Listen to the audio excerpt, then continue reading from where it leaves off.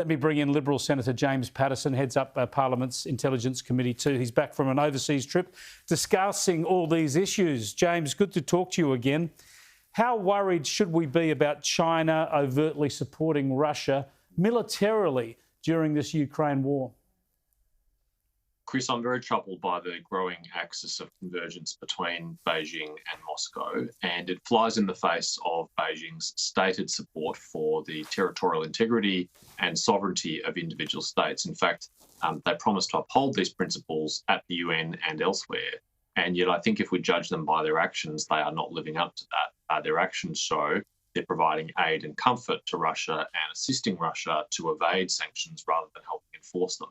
And if they made a terrible decision, as you indicated in your opening, to help resupply the Russian war machine, then the world would have to judge them very, very harshly for their complicity in that, because it's very difficult for Russia to resupply itself, given the sanctions the rest of the world has put on them, and therefore their ability to continue this war and ability to continue to kill innocent people rests in part on whether the Chinese government is going to assist them to do so. Should the rest of the world be threatening sanctions against China if they go down this path?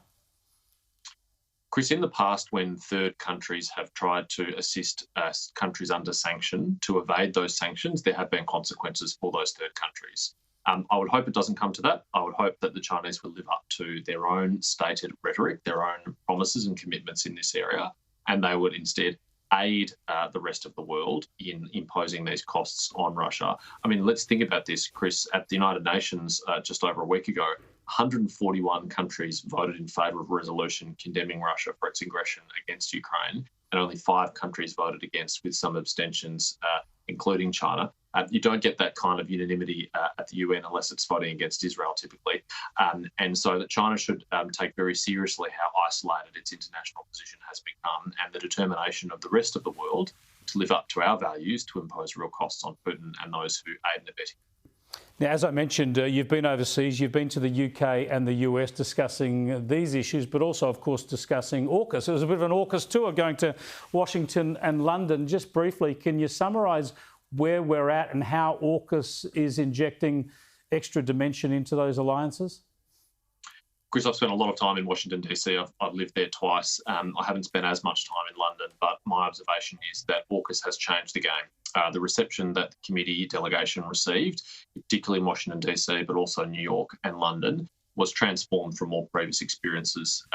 There is a real understanding from our AUKUS partners at how the pivotal place Australia has to help all of us collectively prevail in the 21st century conflict that we're engaged in the Indo-Pacific.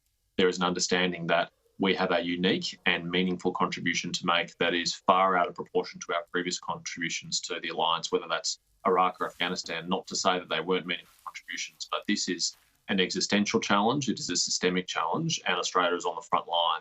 And there's incredible respect for the work that we've done over the last 5 years to harden ourselves and build resilience within our systems to protect ourselves from foreign interference, coercion, cyber attacks, and espionage. And the other states are looking very closely at following our lead and implementing a lot of the policies that we've implemented. So our leadership role has generated incredible respect in some of the most important forums in the world. Great to hear from you, Senator. Thanks for joining us.